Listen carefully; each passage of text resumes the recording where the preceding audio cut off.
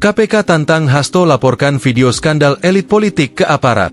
Juru bicara Komisi Pemberantasan Korupsi, KPK, Tessa Mahardika Sugiarto meminta Sekretaris Jenderal PDIP Hasto Kristianto untuk melaporkan bukti video skandal korupsi elit politik kepada aparat penegak hukum, APH.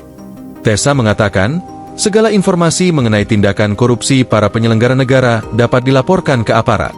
KPK berharap siapapun yang memiliki informasi tentang adanya tindakan korupsi yang dilakukan oleh pegawai negeri atau penyelenggara negara untuk bisa melaporkan hal tersebut kepada APH yang berwenang menangani perkara korupsi.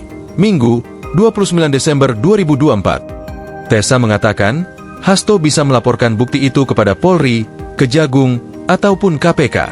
Dia memastikan aparat akan menindaklanjuti bukti tersebut sesuai prosedur, agar dapat dilakukan tindakan sesuai prosedur yang berlaku, ujar Tessa.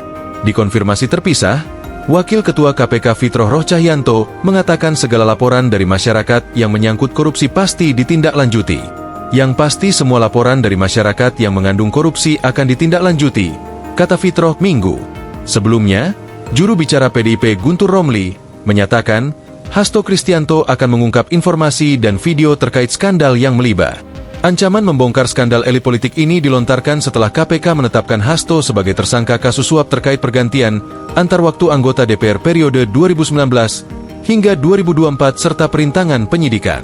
Guntur menyebutkan, hal ini merupakan bentuk perlawanan terhadap tuduhan kriminalisasi yang dialami Hasto terkait kasus Harun Masiku.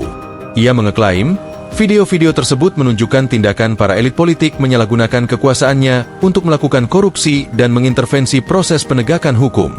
Betul, akan diungkap ke publik.